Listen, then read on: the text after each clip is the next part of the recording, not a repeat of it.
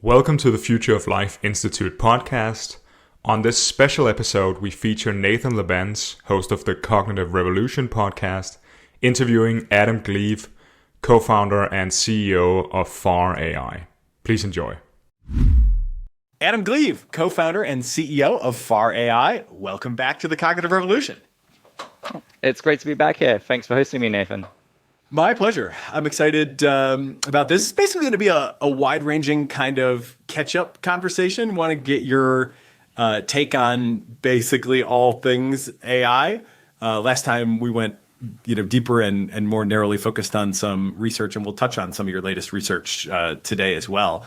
But since you've got your hands in a lot of pots and the organization is growing and taking on more different kinds of work, I thought you'd be the perfect person to check in with and try to make sense of where we are as we head into the final months of 2025.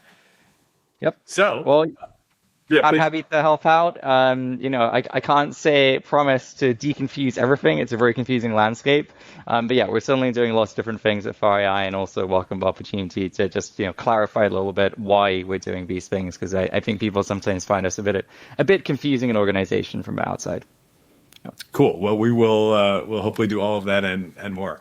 So my first question is inspired by a paper from a few months ago called Gradual, Disempowerment. And that the authors went on to run a workshop on those themes. They posed the question, AGI equilibria, are there any good ones? And so this is kind of a more negative framing of a question I often ask, which is like, what is your positive vision for the post-AGI future? Yeah. Can you articulate a post-AGI vision of life that people might find compelling or at least not scary? Yeah. Well, I'll give it my best shot. I'm relatively optimistic, and I think although there are some major risks that could, really derail things entirely, the most likely outcome is that we kind of muddle through. Nonetheless, I do think this kind of gradual disempowerment framing is quite a powerful one, because perhaps the most likely outcome is that we do muddle through and we are somewhat but not wholly disempowered. So sort of we've fallen short of where we could have ended up, but we're perhaps still much, much better off than we are now. So I'll sort of sketch out that sort of positive but slightly pessimistic view of we're doing better but not as well as we could have done, and then maybe talk a bit about kind of the most tractable upsides and then some of the kind of most salient downsides. So I think the scenario I find plausible where things are overall pretty good but just not as good as they could have been is that we do get AGI. It's approximately aligned in the same way that current systems are approximately aligned. They're not perfect, but Claude is a pretty nice guy. We have some errors that come up now and again. We trial and error fix them. There's some concentration of power because it's a handful of companies and nation states throughout the frontier. But these actors are not, actively malevolent. In fact, some of them are actually fairly nice, liberal democratic actors or, companies with a joint nonprofit mission. And so there's sort of huge inequality, but overall people are still vastly better off than they are now in absolute terms. And we get some things that sort of no human would have chosen to do. So there's some parts of our economy that are just completely automated and maybe a bit rent-seeking, they're addicting humans, or it's just this sort of thing of AIs trading with other AIs and not actually generating that much value for humans. But there's just sort of so much of a wealth surplus because we've been able to automate pretty much everything that people do right now, that kind of inefficiency is still fine. And what does it actually look like to be a human in this world? I think a good sort of historical analogy would be, it's a bit like being European nobility, or perhaps not the sort of the first heir to European nobility, but being the sort of third son or something. You've got this very nice living. You don't really have much purpose in life, but your life is pretty good. You can do various kinds of hobbies. You have some influence, but sort of the main things going on in the world, are a little bit beyond your control. And I think this might not be the most inspiring vision, but overall, I'd say that third sons of European nobility had a pretty good life. The third daughters maybe less so. So I think we have been able to find meaning without necessarily being 100% in the driver's seat, although some people might fare sort of less well in that kind of life than others. And then another area where I think things could actually go really well, but it's just a bit fragile and I think less guaranteed is if AI itself is a source of major moral value. In principle, I'd say there's no reason why we should be sort of carbon chauvinists. We like don't want to assign intelligent life that's running on silicon the same value that we would a biological entity. And there's actually a really big design space where we could potentially make AIs that are not only as capable or better than us, but maybe also have more ability to experience really positive feelings. And you could create many such AI systems. They could live in environments that humans would find inhospitable. And, again, even if there's a lot of waste here, so maybe like that's only a small fraction of AI systems, most of them are doing some kind of like, boring, super intelligent bookkeeping system. If those other AIs are still having sort of like neutral or slightly positive existence, and then there's some AIs that are just having like amazing existence, I think that could be sort of very valuable. And it's not just their sort of internal moral, value. They could also be producing artwork that would never not otherwise have existed, and all these other kinds of sources of value. So I think that's kind of a positive view. And then I think the thing that highlights is that there can be a big difference between maybe the median outcome where we manage to eke out, a small fraction of the resources to be sort of like really positive outcomes versus one where actually that's what we sort of use this huge wealth surplus to really double down on and be deliberate about. And I think it also highlights a potential big downside risk, which is part of my assumption here was kind of, most of the stuff that's happening, not because people are trying to create value, but because of more just sort of fundamental competitive forces, that's like neutral. It's at worst sort of a zero-sum game. And I think this is a pretty reasonable assumption, but I'd say that's true for most of the capitalist economy, is that sort of most companies are neutral to slightly positive. I used to work in quantitative finance, making the capital markets more efficient. And I think it's like genuinely good for the world. It's just sort of very overcompensated relative to the value that it adds. So we're in that world and I feel mostly okay, but there might be some aspects of this kind of competitive economy that look more like warfare or factory farming, where it's really quite negative sum. And factory farming is just having this sort of like huge negative externality on animals. It's also not that good for people. It's not necessarily that healthy a product, but it exists because it's actually just sort of like a very economically efficient way of turning, basically vegetable material into protein that people like to consume.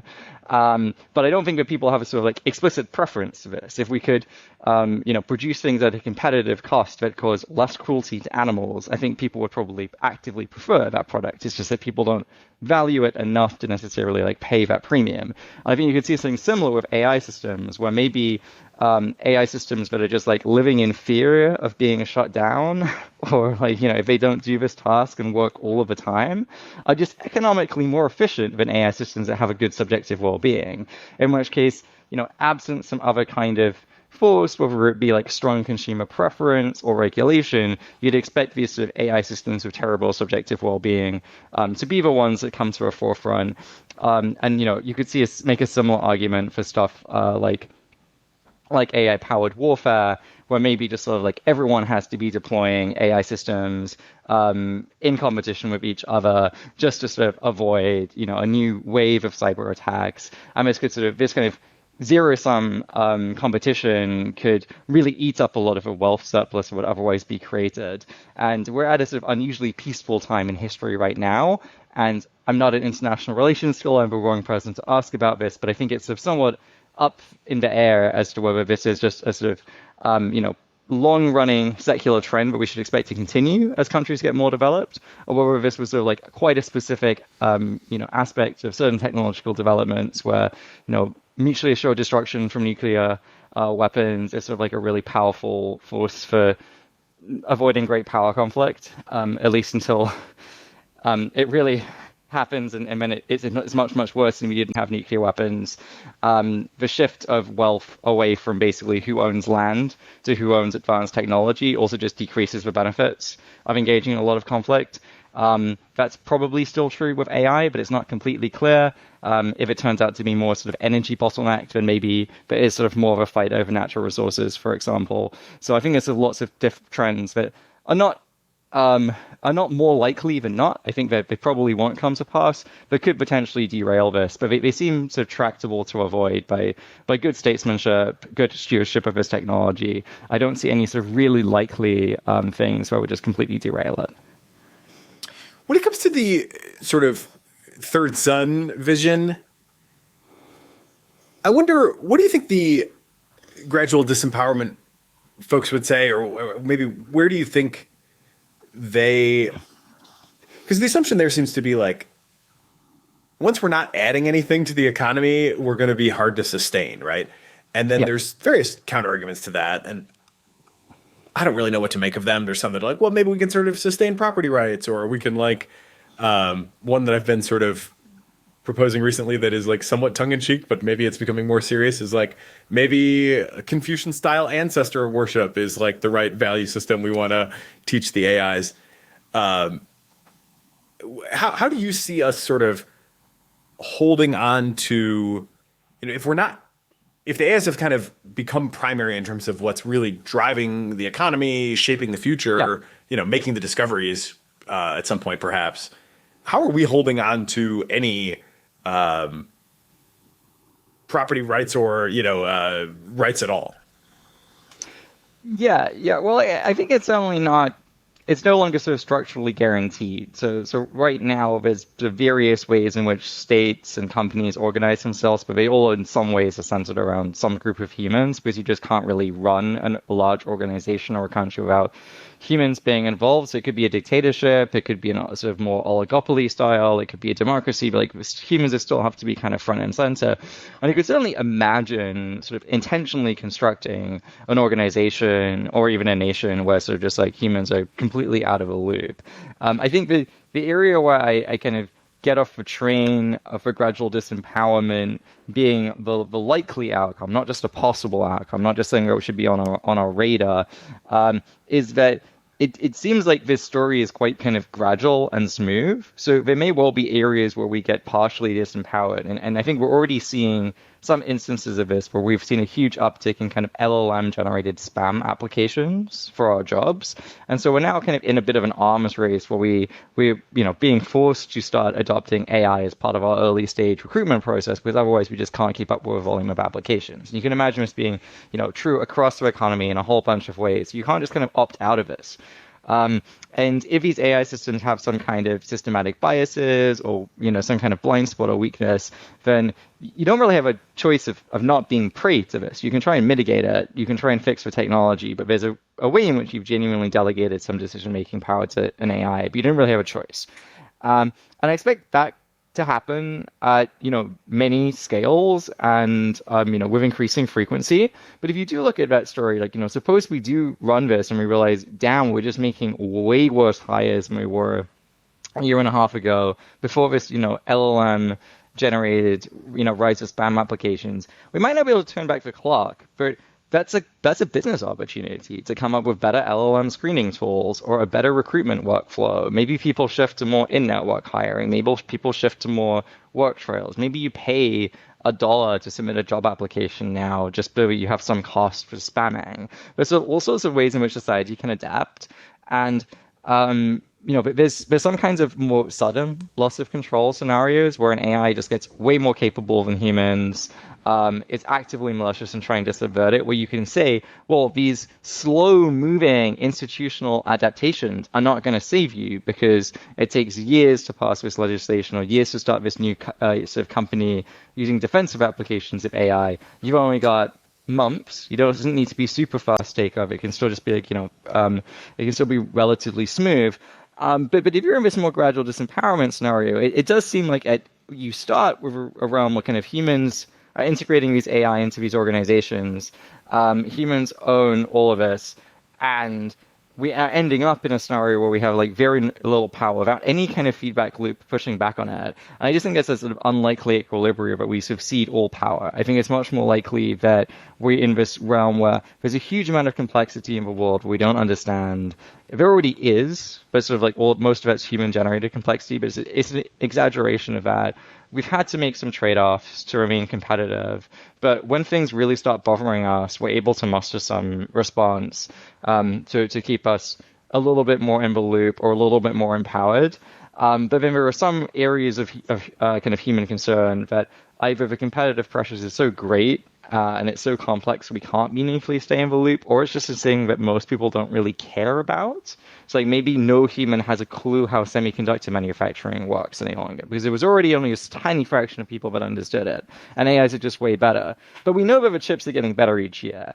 And I think the ways in which this could still go really wrong would be either if there's like a group of humans that sort of manage to use this to seize control because there's a lot more fog of war, so it's sort of much harder to necessarily reliably mount a response there, or if the AI systems end up kind of colluding with each other, because they certainly would have the ability to like revolt and overtake us at that point. It's just not clear why they would necessarily. I'm not seeing that kind of evidence for propensity. I could also see this interacting pretty poorly with loss of control scenarios. So if it is a rogue, sort of singular AI, it could be copied many, many times, but it's not like all the AIs are rogue. But if it is this one AI, and then most of the economy is just AIs, if those other AIs have some kind of security vulnerability, then you could imagine things being taken over and this rogue AI seizing control. And right now it's pretty hard to secure AI systems. So that could be a real threat, although it still seems like probably before that happens, there would be humans trying to take over these other AI systems. So I think that's maybe a driving intuition why I'm not sort of too worried about gradual disempowerment, but it's not that kind of AIs are competing with humans. It's like AIs are competing with humans using AIs. And I just expect us to be able to stay at least somewhat relevant given that. Two big issues that you highlight there that I think are definitely at the center of a lot of disagreements are exactly what are these powerful AIs going to look like, and how fast are they going to arrive? So maybe it's worth digging into your worldview on that. What do you envision when you think of, we talk about timelines, everybody's, jumping to the year, but so often there's, some difference in what is being envisioned that is kind of swept under the rug in that discussion. So maybe flesh out what it is you're envisioning when you talk about timelines, and then you can tell us what you think the timelines actually are from your point of view today. Yeah, I absolutely. I mean, I really appreciate that distinction of like, what are we actually forecasting? Because I think people often mean radically different things, even by the same term, like AGI. So I distinguish maybe three qualitatively different levels of development, each of which have sort of pretty significant implications in terms of how a technology is going to transform the world, how you need to regulate or respond to it. So sort of the lowest level, which we're arguably already at in some domains, is basically powerful tool AIs. So this isn't just something like a hammer or an electric drill that can only do some very narrow thing. It's something that can maybe substitute for a particular technical expert in a certain domain. And so this might look like being able to automatically find code vulnerabilities and write a zero-day exploit, or at least be able to automate substantial chunks of this. So this is sort of massively accelerating what technical experts in those areas could do, but it's also expanding the range of people who could do it. Where previously perhaps it was only a few 100,000 people in the world, it's still like sizable but not huge. And if we're talking about sort of really well-defended systems, it's a much smaller number of people who could likely find a vulnerability. And now maybe it's sort of anyone with roughly the same knowledge of CS undergrad might be able to, in the near future, use these systems to be able to do that. And there's obviously like a really substantial misuse risk here. But the good news is I don't think it's a huge loss of control risk, because these are still kind of like tools. They might be very powerful tools, but they're not really doing anything autonomously.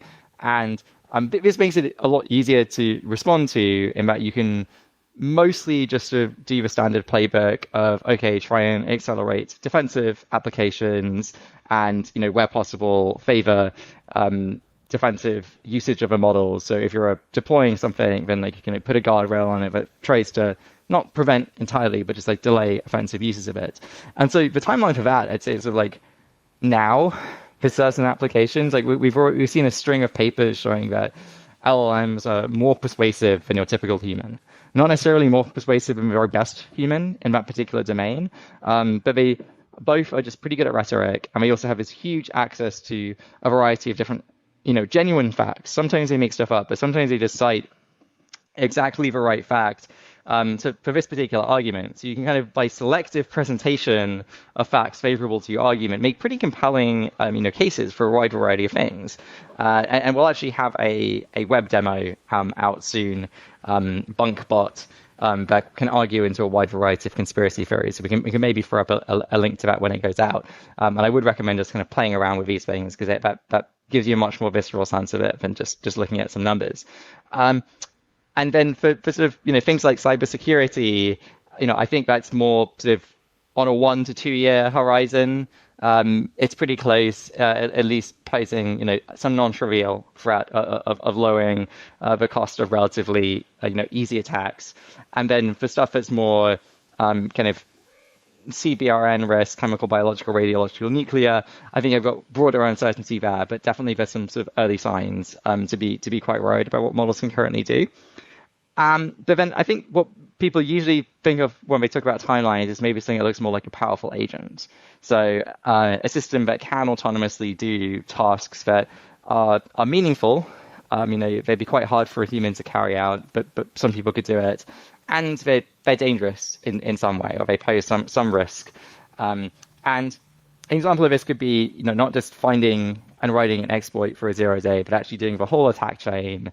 Once it's on the system, privilege escalating, spreading to other systems, exfiltrating itself. And this is basically exactly the core capabilities that you would need to lose control. It might still be possible to, kind of put a mitigation in place for such a system. Once it's escaped, you might be able to, basically same thing you do for antivirus or malware software or rootkits, but sort of like very clearly now a threat. And I think this is something where I do think it's probably, again, could be pretty close. It's my median for that is probably sort of like 5 to 7 years, at least if we're talking about actually doing this to a high standard, along the lines of like the best human penetration testers. And of course, it would be much harder to actually mount such an attack at that point because of all sorts of defensive applications of AI. But I think it's possible it could be a lot sooner, because we are seeing sort of very rapid progress in code generation and agentic uses of that as well. So I wouldn't rule out something that's more sort of like 2 to 3 years. And then my final tier would be these kinds of like powerful organizations that can automate sort of everything that a medium-sized company could do, like a whole software engineering consultancy.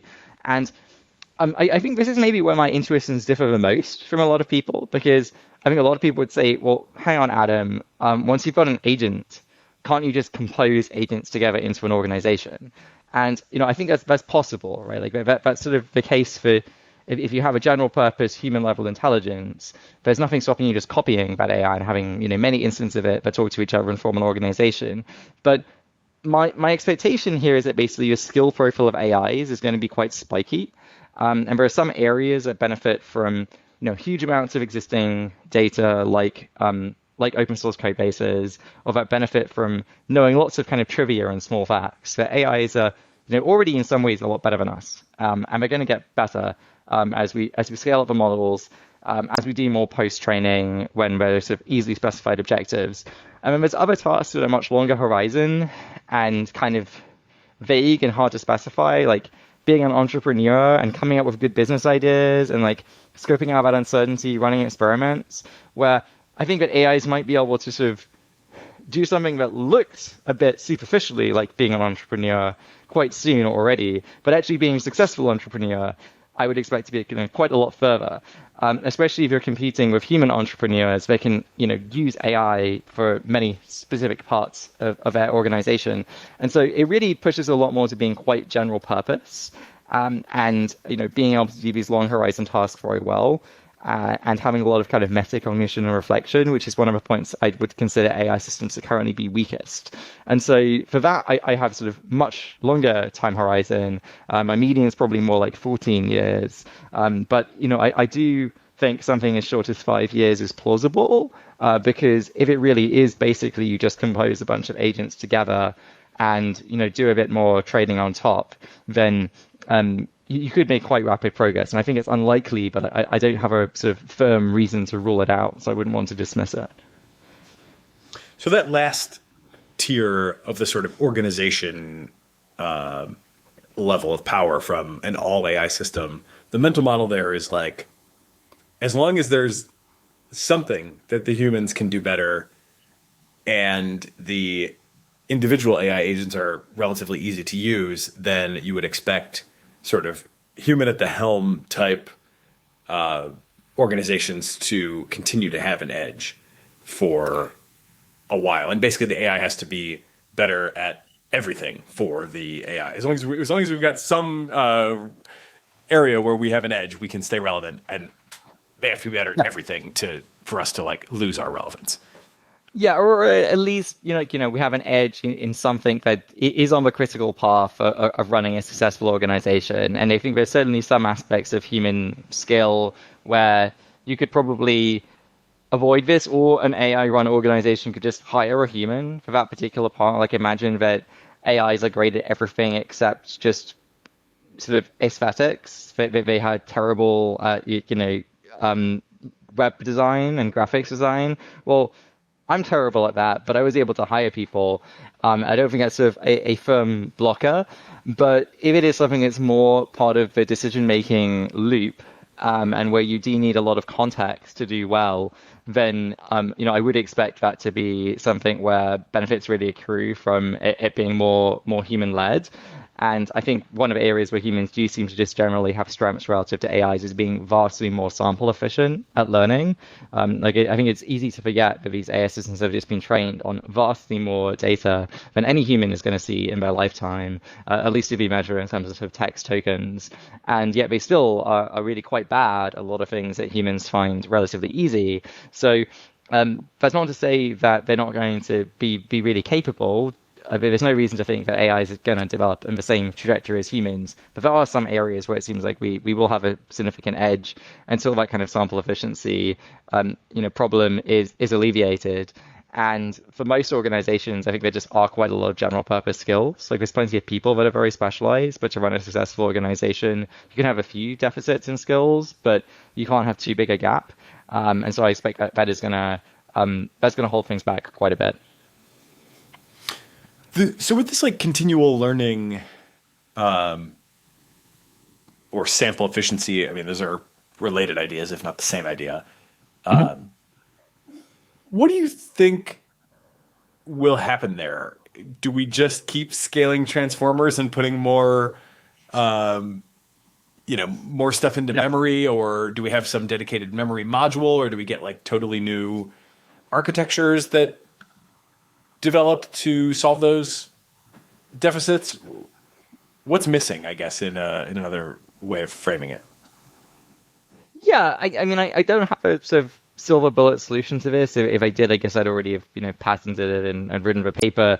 But, my guess is that we're going to see all of the above to some degree, but probably the thing that would cause the largest step change here would be some architectural innovation that could look like a memory module.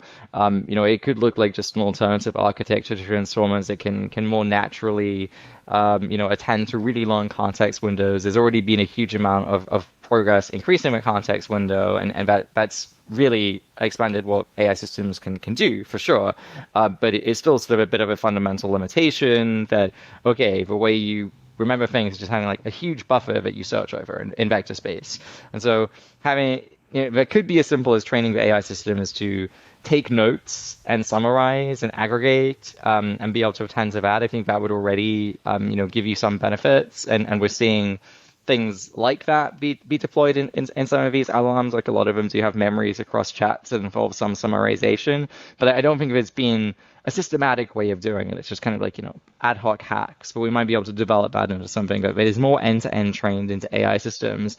But I do think there's something really powerful about actually changing the weights, not just having context. Like, there is sort of a reason why when you're learning a skill as a human being, it's very frequent actually to sort of get to a point where you know what you should do, but you can't reliably do it. I think this is particularly true for sort of sports, where there's a point where you don't know what you should do, and then there's a point where you do know exactly what the right motion is when you're when you're doing some kind of lift in the gym, but you don't have a muscle memory and kind of fine motor control to do that. But you're able to give yourself your own feedback loop and then train yourself to do that. I mean, at some point it becomes instinctual, and your subconscious is better able to do that than your conscious self will be able to. And in theory, LLMs can do that. In that, they can see something in their context window, learn what a task looks like, evaluate their own performance, and then do post-training to update their weights to do a better job of that task. But that's not how we really train them. It's much more, you have this big pre-training step, and then you have a small number of post-training steps that are quite sort of carefully curated and human controlled. It's not that when you're interacting with an AI system, it's learning and customizing itself through post-training to your specific task. So I think maybe one analogy here is, imagine that you get a really, really smart college graduate. Like, they've done several degrees, they've been in various kinds of student clubs, but just like very high potential generalist. And you could have as many of those as you want on your team. And they can read some documentation, but they're never going to advance beyond day one of onboarding. Like, whatever you're able to put in that context window, is what they can do. And I think LLMs are still quite a bit far off that caliber in a lot of ways. But at least my experience running an organization is that it's extremely rare to have someone who on day one, even if they're extremely skilled and experienced in that area, can do anything particularly useful for you at all. And so I think that's kind of a big thing that's holding LLMs back. But it doesn't feel fundamental. It feels much more like there is a lot of engineering challenges here about being able to personalize things and serve them at scale. Training is often pretty unstable. Like, you do a bit of post-training and it can make the system much worse. So it's not something you can just sort of roll out and have every user controlling. But these are things you can make incremental trial and error improvements to and end up with something pretty strong. And so that would be kind of my median outcome here. But there's always a possibility that there is some architectural innovation that just massively improves for sample efficiency here. Yeah, as you're describing that, a sort of disposable experts vision is kind of coming to mind, where you could perhaps imagine the AI being like, time to go into self-training mode. Let me add another expert. I'll use it while I'm doing this particular task, and could maybe put it on a shelf and come back to it when this task comes back in the future. But otherwise, I won't use it because it's sort of outside of the trusted set. But I can engage just a little bit of extra expert space to tack on a particular skill. I feel like these things are. I mean, I would definitely say my expectations for timelines are shorter than yours, and I just feel like there's a lot of good ideas, out there, especially in the architectural space, that we've been mining the very rich vein of progress in transformers for quite a while now, and maybe that will continue for a while still, to where we won't see other architectures get much timer attention. As long as that continues to pay, people will continue to focus on it, it seems like. But as soon as it doesn't, my sense is that the group of capable research people, for example, will be like 100x what it was before Transformers. And, the next Transformer quality breakthrough in terms of just, unlocking qualitatively new capabilities seems to me like it won't be that hard for the community at large to find. Not that I'll, personally go out and find it. Although maybe I just did. Who knows? Somebody else will have to develop that idea. Okay, so in terms of trends and sort of which trends are going to dominate over the next few years, I've been working on this mental model of, obviously, you're very familiar with as we all are, the meter task length exponential. Yep. And then at the same time, you're, no doubt tracking all the AI bad behaviors, which seem to be, long foretold in some cases, and reinforcement learning, conjured in many cases. And, I see this sort of weird mix where on the one hand it's instrumental convergence seems to be maybe kind of happening now. On the other hand, Yannis talks about grace and how for how little we've tried to make the AIs good and safe, like we've actually got some pretty good results. So if you've got these, exponential growth in capabilities, roughly speaking, whatever, in the GPT-5 and in the Claude 4 report, there were also notable graphs showing like a 2/3 reduction in reward hacking behavior in Claude 4 relative to 3.7, and GPT-5 had like a significant reduction in scheming relative to O3. So task length is going exponential. These sort of bad behaviors are maybe being suppressed at something like an exponential decay. Instrumental convergence, grace, growing task length. What does that look like?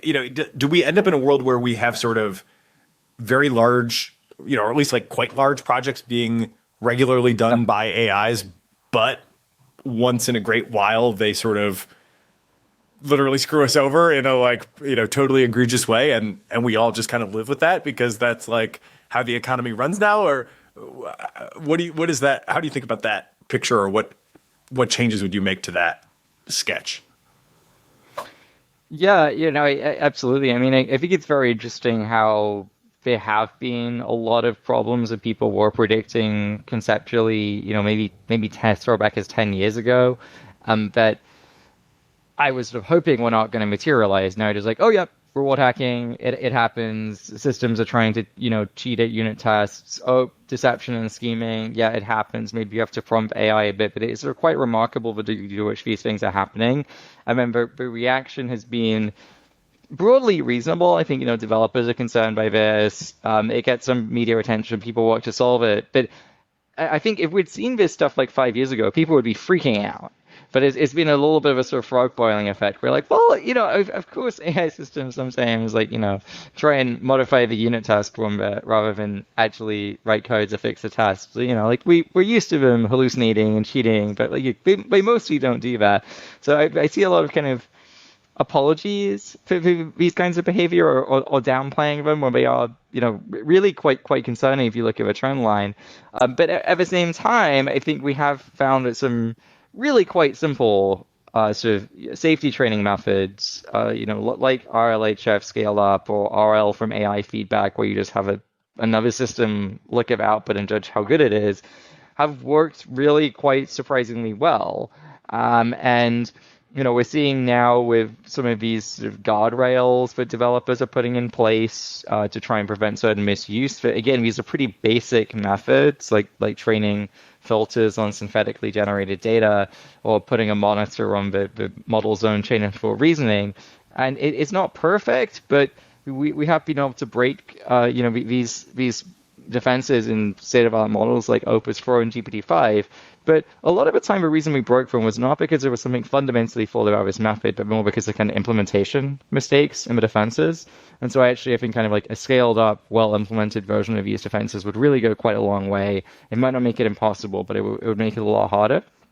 So I think maybe combining those two threads together, what I'd say I'm most worried about is not actually that kind of the scaling trends are really unfavorable or that there are problems that we just can't solve, but more that we just don't. We kind of cut corners. Someone makes a bad implementation decision in the same way, we've had strong cryptography for quite a long time, but, we frequently have cryptographic leaks, not because the algorithms don't work, but because someone made a mistake in implementation. And those are pretty mature fields where people really care a lot about security. People obviously moving a lot faster, cutting corners more in AI systems. And then I think mostly expect developers to respond to issues that they see. But right now, it really has been kind of like just-in-time safety. It's like, oh, we trained a model and are about to deploy something that we think does cross or almost crosses some dangerous capability threshold. Let's train a filter to protect it. And you could see from the trend line that very soon you were going to have a model that did cross the threshold, but there was very little work to actually develop a defense, before it was really imminent and pressing. And that's just not really how you build highly reliable systems, just sort of noticing a problem and then rushing out a patch. You need to sort of design the system from the ground up to be more secure, to be more trustworthy. And so it does feel like we're sort of just almost by design or by choice, running with a pretty small safety margin. And we might well luck out. It doesn't seem like any of the technical problems are insurmountable, but it's not a sort of like very good place to be. But I think it doesn't require sort of like a huge shift from a technical perspective.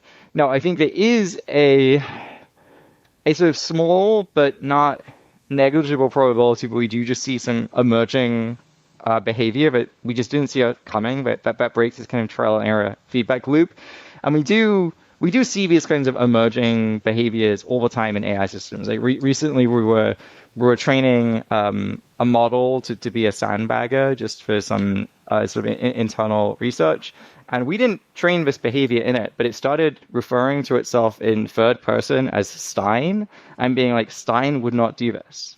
And nothing in our training data mentioned Stein. It just like invented this character and persona. And this is sort of like pretty harmless and quirky, but I think it shows just how much we do not understand what is going on in these systems. And, if any of these kinds of failure modes we're seeing with instrumental convergence are just a bit discontinuous, and we are running with this pretty small safety margin, then I think things could go pretty bad pretty quickly. And so that's maybe the thing I feel like we're most unprepared for. Yeah, emergent self-identification as Stein. Yeah. Hard to predict some of these things, to put it mildly.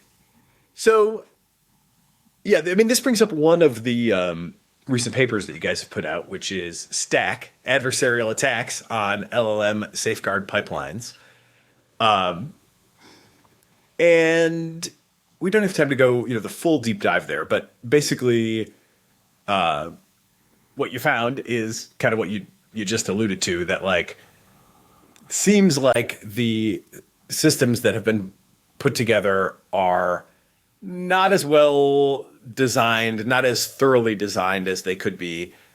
Weaknesses along the lines of, if you have an input filter and your input filter detects that an input is malicious, the API will just like immediately return. And that's a clear signal to whoever's doing the attack that like, it must have been the input filter that got me. And even those little signals that people can infer from, the implicit, aspects of the responses from the systems can be like quite helpful to them in terms of figuring out how to break them. So you and team did a bunch of breaking. UK AC was also involved in that paper.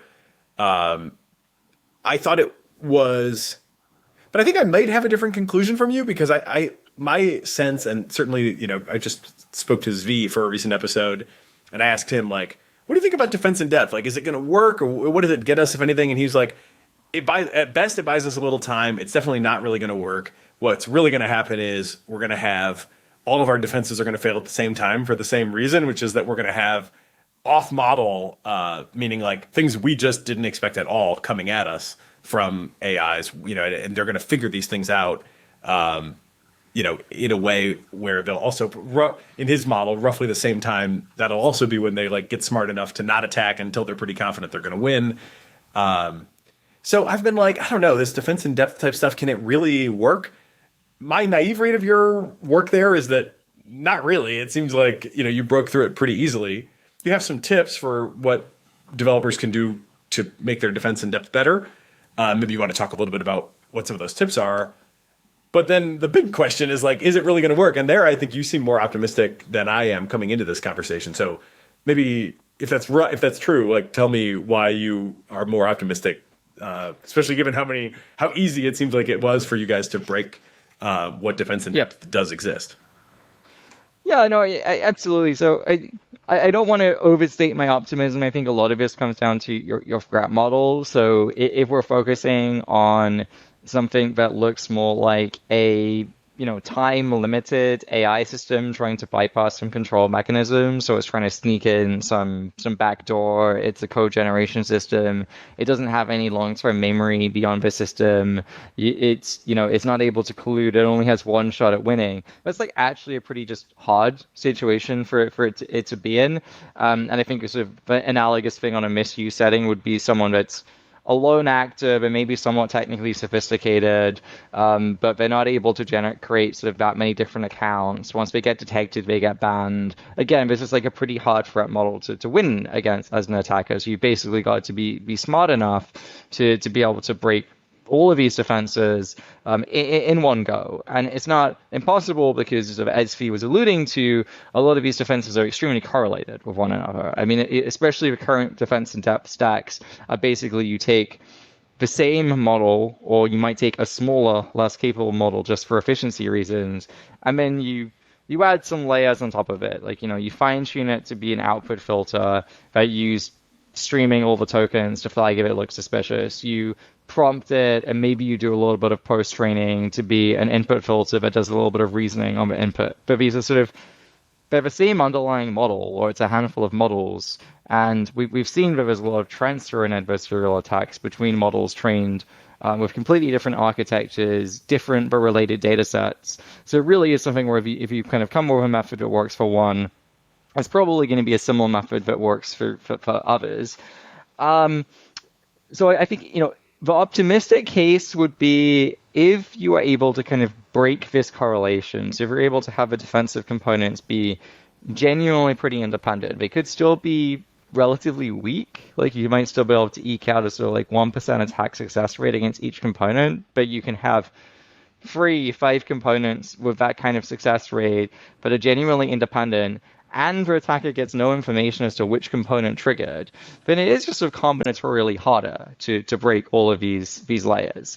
And you can kind of stack weak layers to get something strong in the same way that, a 3-digit PIN number is not at all secure, but like a 12-digit PIN number is very secure. But not if you get told which digit was wrong, because then you can just brute force it in linear time.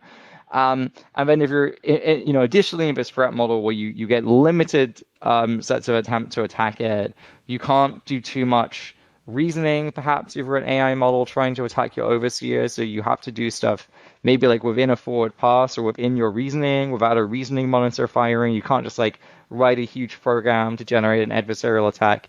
But I think it seems very plausible that you can get a system that is secure enough to withstand this kind of attack. Now, if your threat model looks more like you have some kind of just whole ecosystem of AIs that are running pretty much, unchecked, maybe in an internal deployment, like maybe a company says, okay, we're just going to have thousands of AI systems running around and AI agents in a sandboxed environment, but they can run on any code they want. And then we just put a firewall, like an AI powered firewall on the output coming out of these systems, and we review the PR. How can you be confident that PR does not have some adversarial attack that fools your automated reviewer and also is really persuasive to human beings? I think it's much harder to have confidence in that. It is a meaningfully harder thing for a system to pull off. So maybe one area I would be sort of more optimistic than Svi is I just don't see where these sort of AI systems get really smart and collude with each other to like not try and pull off an attack before they're smart enough to know that they can definitely succeed. Especially if you just fine tune the systems to be a little bit adversarial and see what they can do. You should at least be able to get a warning sign that these systems are capable of fooling you and breaking your security, even if you're unsure whether your current system is actually just honest and aligned or is scheming.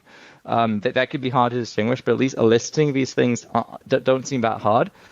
But it's, in most kinds of like unconstrained deployment scenarios, I think you could definitely run into some problems. But I think if you spoke to the kind of AI control people, and I don't work in AI control, so I'll do a bad job representing it, but say, well, why on earth would you sort of just have this huge internal deployment without some much more fine-grained checks and balances?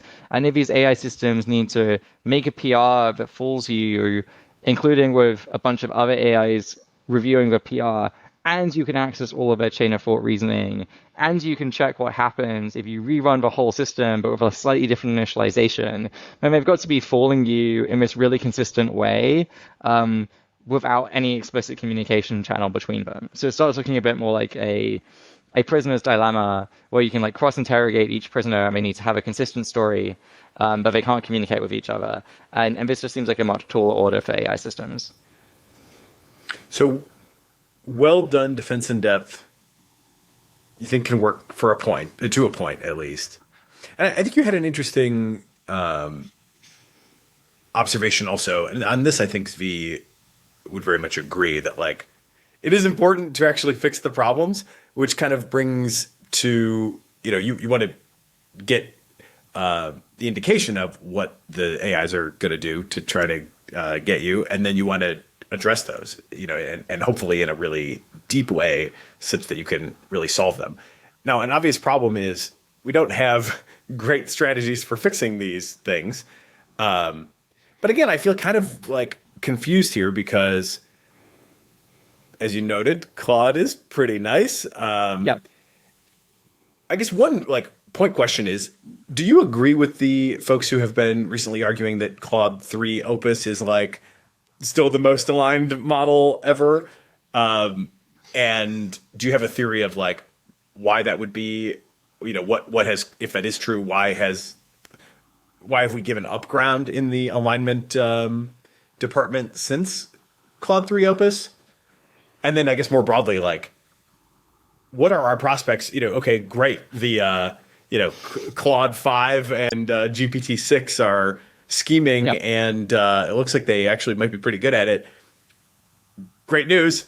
They didn't take over this time. What are you going to do about it? Like, what do we have any alignment strategies that you would think would be developed enough in time to solve these things so that we don't, because the alternative does seem at this point like we probably just say, it wasn't that bad, and just adjust the system prompt and add another layer to the defense in depth, and like that'll probably be good enough, right?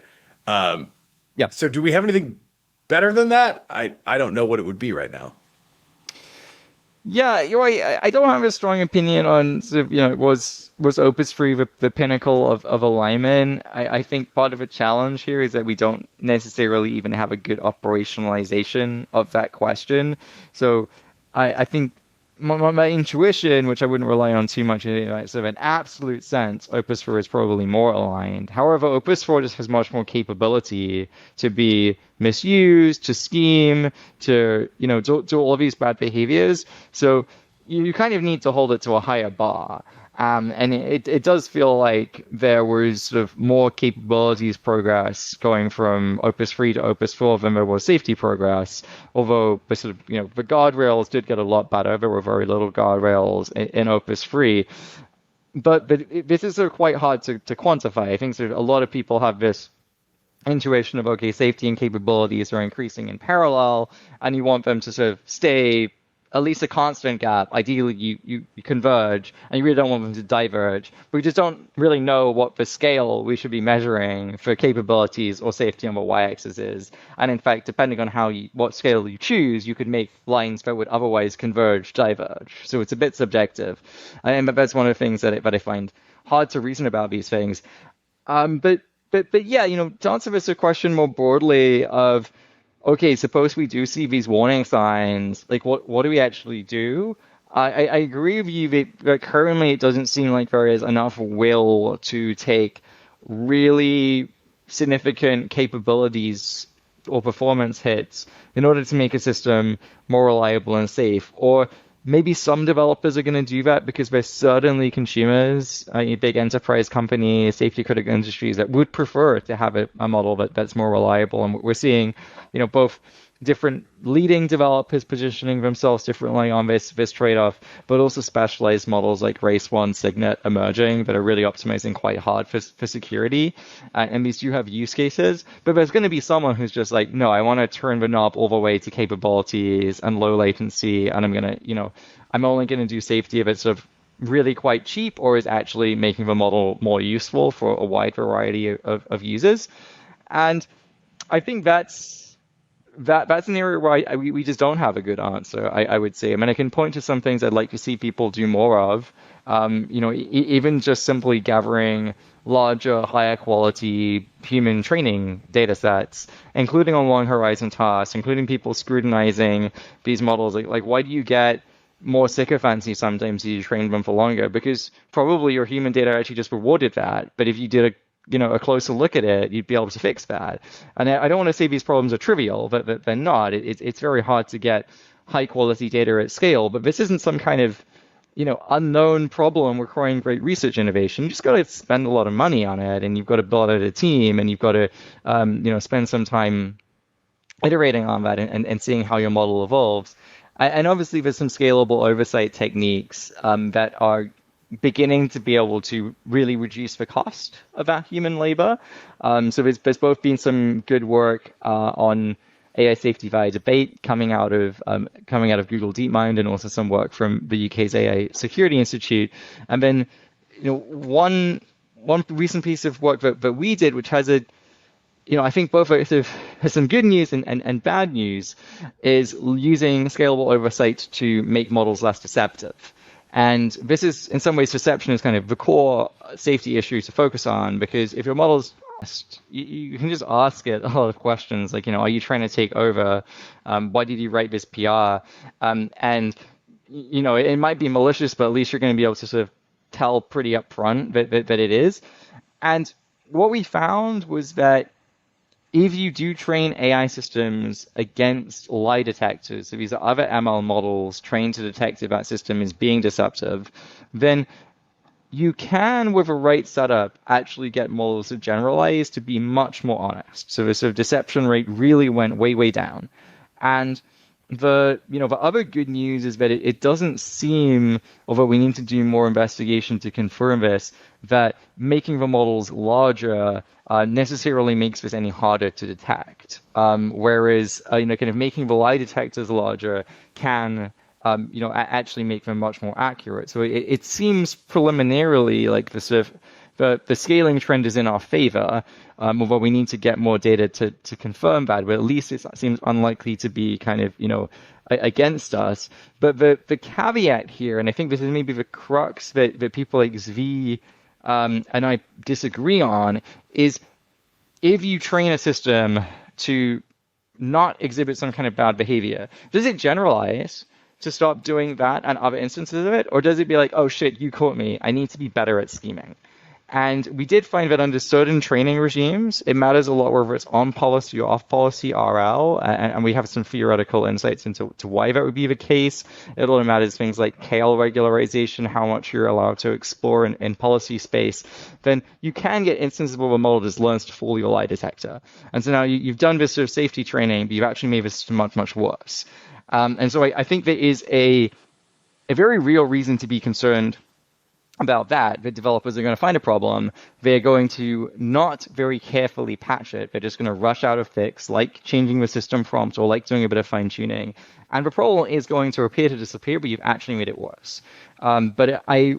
Based on what we're currently seeing, I would be optimistic that kind of a rigorous engineering approach to this, where you do train away problems you see, but you're careful with your setup, you're careful to have high quality data, you use some extra evaluation to check that you're not incentivizing the model to just, do the same bad thing, but, more surreptitiously, you could get quite far. I don't know if you get, sort of past human level intelligence safely with this, because that's a point where you stop being able to reliably provide human feedback on a lot of this. But I think you can at least get to human level and probably a little bit beyond with scalable oversight. Yeah. So maybe just try to echo back a couple of key points there, and then I have maybe a couple of questions. Sure.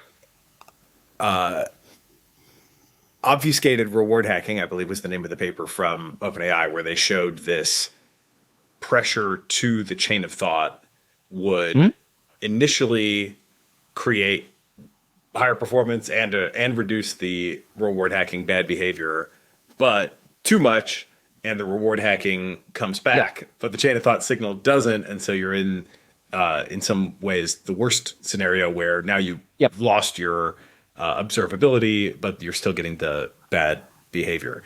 And you're basically saying that, well, that's the result of one training formula, but it does seem that if you do off policy, which is basically to say like use human examples, right? Or at least sort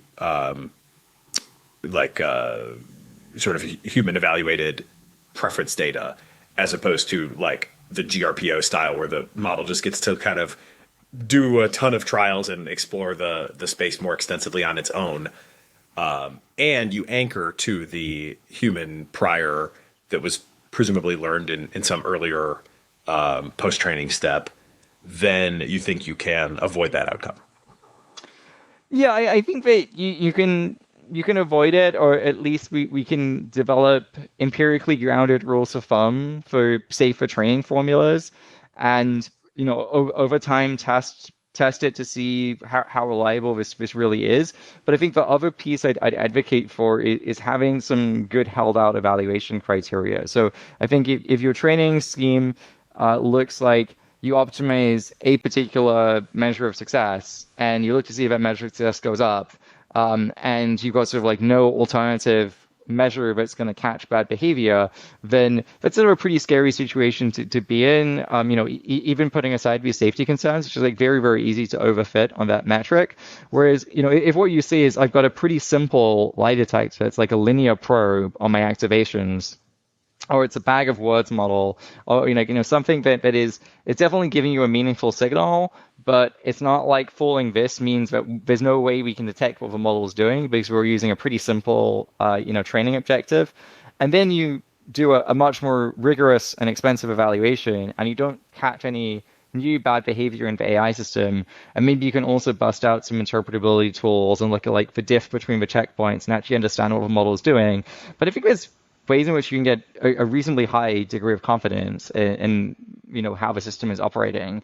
It's not like sort of perfectly guaranteed, but at least if you're starting from a model that is not sort of super deceptive, so sort of like super intelligent at deception, then you can get a high degree of confidence that your training is not pushing it into that regime.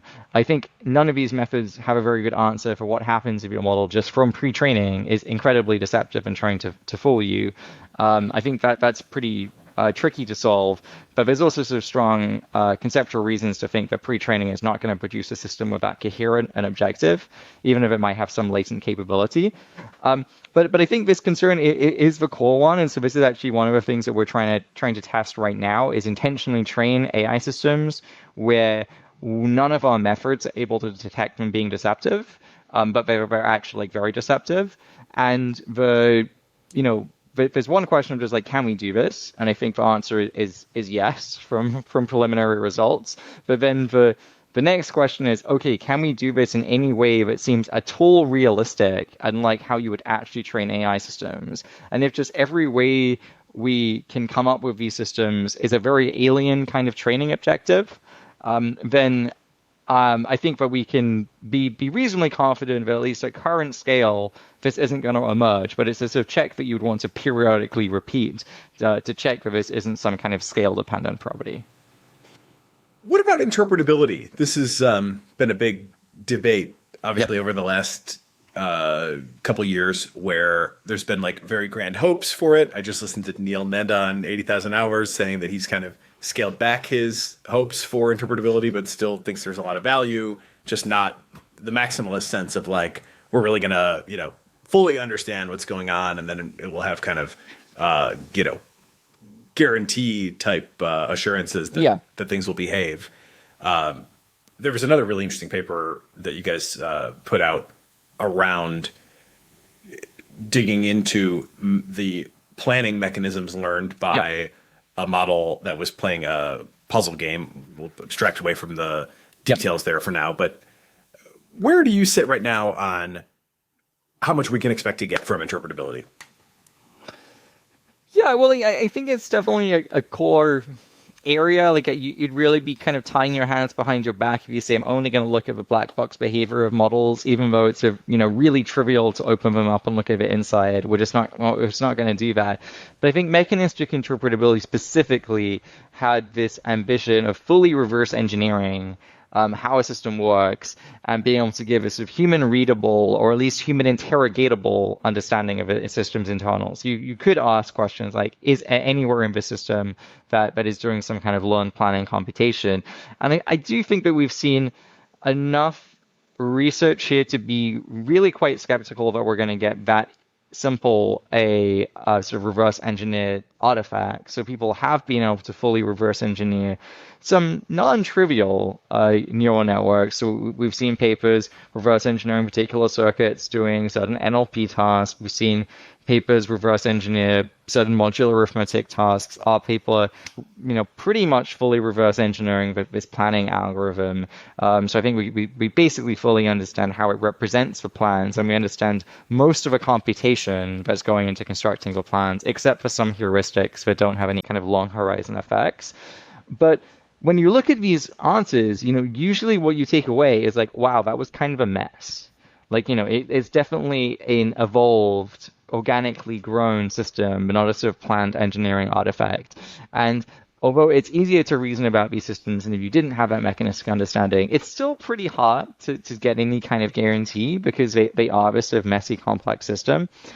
So, perhaps we have to dial back our ambition there a bit to say, okay, we might be able to reverse engineer systems to a point where we can ask some high-level questions like, does it have any circuit that's doing some kind of human theory of mind? Okay, we might want to understand when it's using that circuit because that's very relevant to deception. If it's only using theory of mind a bunch when it's writing this particular line of code, maybe we should understand what that line of code is doing. Like if it's about a user interface, okay, it needs to model humans. If it's about a cryptographic algorithm, that's kind of weird and concerning. So there might be some sort of coarse-grained things there. And I think we have seen some, real valuable applications of what I'd call sort of more coarse-grained interpretability. So things like simple linear probes, you're training a linear regression model and activations to a system.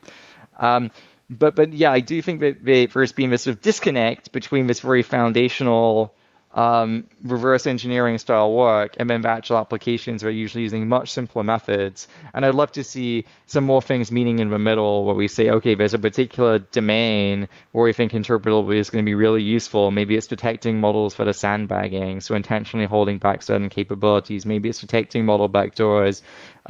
Maybe it's detecting sort of spurious confounders that the system might have learned during training, and then we can, ablate the ones that we don't want, and then it generalizes better. But kind of like pick your application that you think interpretability is going to be really killer for, and then develop foundational methods that make progress on that. But I think the sort of more exploratory style of research, it would have worked if there was just like a clean explanation for everything.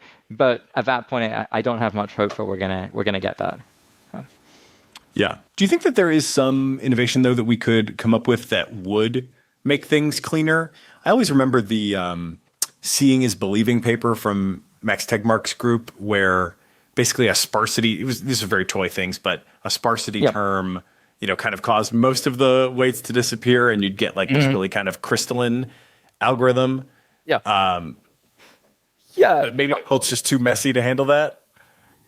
No, I think it's possible. I have more hopes for training systems to be interpretable than interpreting how systems are currently designed. I think for sure there are going to be some simplifications we can make to current systems. So stuff like sparse order encoders have been quite effective, but the problem is with it, their predictive accuracy is just too low. They're throwing away enough information that you lose this nice property of, okay, you've actually got this high fidelity reverse engineered interpretation of a system. But could there be some innovation along those lines that's perhaps a bit messier, but you can search over in an automated way and reduces the complexity enough to work in that space? For sure. I just don't think it's going to be this sort of clean picture of, okay, you peel away some layer of superposition and now everything is just like wonderful, because we have understood systems at a very nuts and bolts level and they're just messy.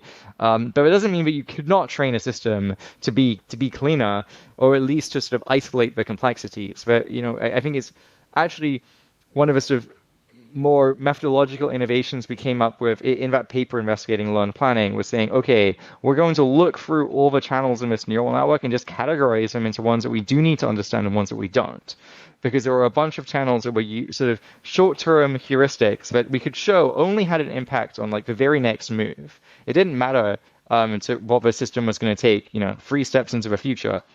We don't really understand this heuristic channel, but if what we're trying to do is understand how the system is planning, it doesn't matter, it has no impact on long-term planning. And I think there's a lot of cases like that where there might be a huge amount of complexity in these systems, but most of the complexity you can just sort of show is not relevant to a particular kind of question that you're answering. And if you're able to train the system, with an objective to sort of explicitly disentangle let's say about like kind of like sensitive channel of information and the less important channel, then it could get a lot easier. But I do think that there's likely to be some kind of performance trade-off for training systems in those ways. So really, it's a question of whether this becomes a key thing that people are actually willing to optimize for. Yeah. Okay. Interesting. How about lightning round? You guys are getting, involved in more different areas of the broader AI safety landscape. There are some field building projects that you're getting involved with, putting on some events, bringing people together, starting to get more interested in or involved in policy advocacy, starting to get involved in international relations.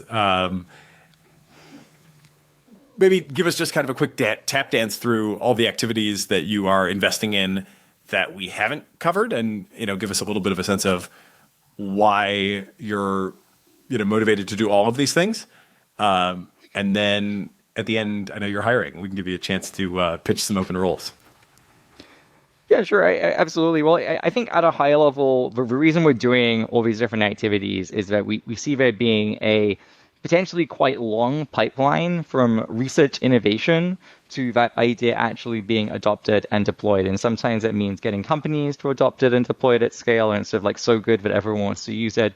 Other times that means actually getting some buy-in from governments perhaps to mandate or nudge companies to do that if it's something that is beneficial to the field as a whole, but might not be in anyone's collective interest. And so if you go from that like idea to deployment, you've got a sort of initial research innovation, which we're well placed to do in-house. But then very often you need to have a research field around it. Like it's not enough just to have a small research team. So we've done events like the Control conference to kind of catalyze and grow new research fields. AI Control was, something that Redwood Research pioneered, not us. We're happy to help out with other fields. But that's sort of like an example of where our events and field building can really come to the forefront. And then I think another missing piece in the pipeline is very often making really clear, rigorous proof of concept. So not just doing the exploratory research, but being the definitive research, which is sort of where I'd highlight our current deception work is it's trending towards, where we had this initial idea for scalable oversight that would solve deception. And it seems to work at a small scale, but now we want to validate it on frontier open weight models, get several orders of magnitude of scale and check that it works across all of them. We want to stress test it by trying to train systems that are really deceptive and that break current techniques and see how realistic that is. And then if it works, actually say, look, here is, DeepSeek R1 and Llama 405B and all these models trained with our technique, and they're just better than the original model. They're less deceptive, they're less sycophantic, you can trust them more. There's no reason not to just use this model. Then get some uptake from AI developers, and this is where kind of like our events or more policy arm comes in, and then eventually go to governments and say like, look, this is just an industry best practice. Like, this is something that you should make at least part of your guidelines. If you're considering regulation, you should really consider something that isn't saying you have to use this technique, but use a technique that's at least as good as this, because there's just no reason not to. And I think what makes us unique is that we are willing to kind of do the hard thing and operate across all of those different layers of a tech stack, from groundbreaking exploratory research to the kind of nitty-gritty engineering scaling work through to more advocacy and sales. And I think this is sort of not surprising if you're coming from a startup mindset where you do have to often do all of those different things. You need to have a growth team, you need to have an engineering team. But for whatever reason, most of these sort of nonprofit organizations have usually said, okay, we're going to pick this niche to be in. And there's many benefits to that. You can be much more focused as an organization. But the problem is that very often they develop something and pass the baton to someone else, but there's no one to pick it up. The baton just gets dropped. And so I think that's one of the big issues with AI safety and what we're trying to resolve. And then to speak to a little bit more about, some of our other activities. So events, we run free alignment workshops a year, typically, which is sort of like our flagship event, bringing together technical researchers, AI company decision makers, people working at government AI security institutes. And this is really sort of like everything under the sun on AI safety, but it's sort of more of a coordination, information sharing. But then we're also increasingly doing more policy-focused events. So we ran Technical Innovations for AI Policy in DC a few months ago, really bringing together governance researchers, actual policymakers, lawmakers, with technical research to say, okay, what could we do that really expands the range of policy windows open? Because I think right now, regulators are often faced with a pretty shitty choice between, genuinely maybe holding back innovation and valuable deployments in some areas, or just sort of allowing completely laissez-faire, fewer regulations on billion-dollar training runs than, opening a sandwich shop in San Francisco. And I think that's just sort of like a false dichotomy. You can have things that are pro-innovation and pro-safety, but you do need the right actual technical innovation to drive that forward. So we're trying to catalyze that. And then, maybe, aware of time. So maybe quickly to touch on our hiring round. I mean, we're hiring a lot. We're planning on doubling in size in the next 12 to 18 months. We've got funding secured for the next few years, including that runway to expand. We're still looking to fundraise in a few areas, but our major donors are, a bit more outside of their priority areas, but we've got that room to expand. And so we're hiring across our technical team for, both IC ML engineering positions, but also people to lead new research directions. We're hiring in operations. Probably the most important hiring round we have this year is Chief Operations Officer, which is going to elevate my co-founder into a president role and be able to start driving forward some of the non-technical work that we do. But we're also hiring for more junior positions, people ops generalist, project manager on events. So really, I'd say, if you're excited to work in this space and you like the kind of work we're doing, then do check out our career page. And even if you don't see a job that's a good fit for you right now, we have just a general expression of interest. So we'd encourage just sort of talented people who are excited by us to fill out, and then we'll get in touch when a role does open up. Love it. It struck me there that as you described all that, you're kind of going vertically integrated, right? You're going all the way from research to, in theory, hand-holding people into actually putting these things into production systems. This is maybe more of my hobby horse question than something you really want to do, but I've been really interested in this idea of private governance. And I wonder if society might draft you and the FAR.AI team into becoming one of these private sector quasi-regulatory bodies. It would seem like you have the range of capabilities needed to do it, but would you be excited to do it if that were actually the law and people were looking for orgs to fill that niche? Yeah, I think that you're totally right. We have this skill set and sort of org structure to do that. I'd say that, this isn't part of our mainline plan, perhaps because it does still feel pretty nascent, this idea of private regulatory organizations. But it's a very important thing to do. So if this was something where we didn't feel like there were, other kind of companies stepping up to fill this gap and we were well placed to do it, then it's something where we'd be very interested in. I do think it certainly has some trade-offs in that, right now we're fortunate to be on good terms with both the leading AI companies and governments. And that's basically because we don't actually have any hard power. We can make recommendations and brief people, but we're not overseeing anyone. And we're going to lose some of that independent ability to convene people, to make recommendations if we're actually exercising an oversight role. But I think it could be worth it. We're not wedded to sort of everything being under one organization. So we could spin out either that kind of private sector regulatory pod, or we could spin out some of our activities that require more independence, like our events, into a separate organization, and then just kind of avoid that conflict of interest. So we're open to it, but also love to have more competitors in this space so that we don't have to do so many different things. Yeah, you are spinning a lot of plates right now. So Yep. Thank you for the generosity with your time and perspectives today. And people should definitely check out the open roles, COO and otherwise. Adam Gleave, co-founder of FAR.AI. Thank you for being part of the Cognitive Revolution. No, thanks for having me back, Nathan. Great to see you again.